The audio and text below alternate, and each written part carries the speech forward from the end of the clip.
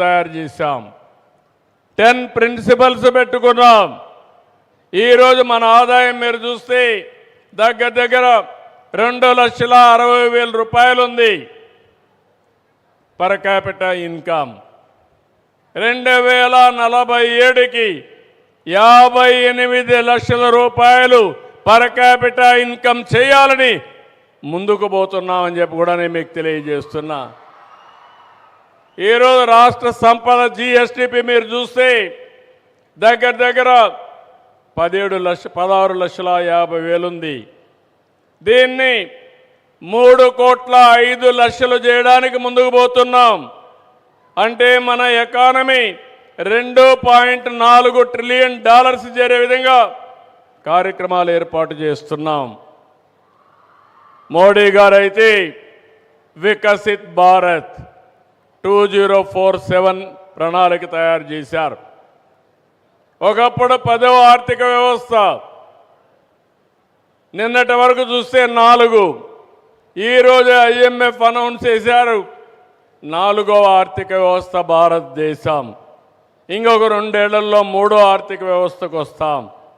2047కి మిమ్మల్ని అందరినీ చూస్తే నాకు ఆ ధైర్యం ఉంది. భారతదేశం ప్రపంచంలో నెంబర్ 1గా నెంబర్ 2గా ఉంటుంది తప్ప ఇంకోటి కాదని కూడా విజ్ఞప్తి చేస్తున్నా. నిన్నే మనం చూసాం కాశ్మీర్లో టెర్రరిస్టులు చేసిన పని. ఈ దేశం యొక్క శక్తి ముందర ఇలాంటి కుయుక్తులు ఏమీ పని చేయవు. అది గుర్తుపెట్టుకోమని హెచ్చరిస్తున్నా. ఎవరైనా భారతదేశ జోలుకొస్తే అక్కడి నుంచి మటాష్ అయిపోతారు తప్ప వీళ్ళు చేయగలిగింది ఏమీ ఉండదు. తీవ్రవాద సమస్య కానీ టెర్రరిస్ట్ సమస్యలు కానీ ఈ దేశాన్ని ఏమీ కూడా షేక్ చేయలేవు. అది భారతీయుల్లో ఉండే ధైర్యం, ఐకమత్యం. అవసరమైతే ఇలాంటి సవాళ్ళు వచ్చినప్పుడు మనం అందరం కూడా సంఘటితంగా ఉండి ఈ దేశాన్ని రక్షించుకునే శక్తి, యుక్తి భారతీయులకు ఉందని చెప్పి కూడా నేను మీకు తెలియజేస్తున్నా. ఇక్కడికి వచ్చినప్పుడు నేను మిమ్మల్ని అందరినీ ఒకటే కోరుతున్నా. నేను ఎప్పుడూ మాట్లాడినా 20 ఏళ్ళకు 30 ఏళ్ళకు ముందే మాట్లాడుతూ ఉంటాను. చాలామంది అంటారు ఇవన్నీ మాకు అర్థం కావని. అర్థం చేసుకున్న వాళ్ళు బాగుపడుతున్నారు, అర్థం చేసుకోలేని వాళ్ళు అక్కడే ఉంటున్నారు. ఈరోజు నేను మిమ్మల్ని అందరినీ కోరేది ఒకటే. ఈరోజు ఆధార్ ఉంది. ఏ దేశానికి లేనటువంటి అడ్వాంటేజ్ భారతదేశానికి. డూప్లికేషన్ ఏం లేదు. ఇక్కడుండే అందరి ఫోటోలన్నీ తీసుకొని రియల్ టైంలో ఈ మీటింగ్కి ఎవరెవరు వచ్చారో ఐడెంటిఫై చేయగలుగుతామంటే దానికంటే శక్తి ఏం కావాలని మిమ్మల్ని అడుగుతున్నా.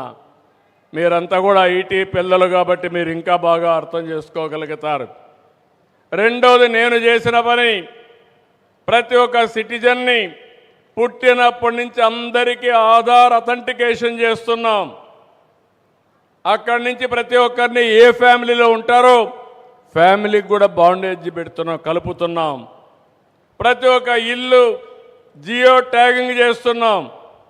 రేపు ఏదైనా ఒక విపత్తు వస్తే ఎవ్వరు చెప్పక్కర్లేదు, ప్రోగ్రామ్ చేసి వాళ్ళకు మెడిసిన్స్ కావాలన్నా ఫుడ్ కావాలన్నా డ్రోన్స్ ద్వారా పంపించే పరిస్థితి వస్తుందని చెప్పి కూడా నేను మీకు తెలియజేస్తున్నా. ఇంకో పక్కన ఈరోజు నేను ఒకటి గవర్నమెంట్ ఆఫ్ ఇండియా కానీ గవర్నమెంట్ ఆఫ్ ఆంధ్రప్రదేశ్ కానీ ఇచ్చే సంక్షేమ కార్యక్రమాలు లేకుంటే మనం అందించే సేవలన్నీ కూడా ఇంటిగ్రేట్ చేస్తున్నాం.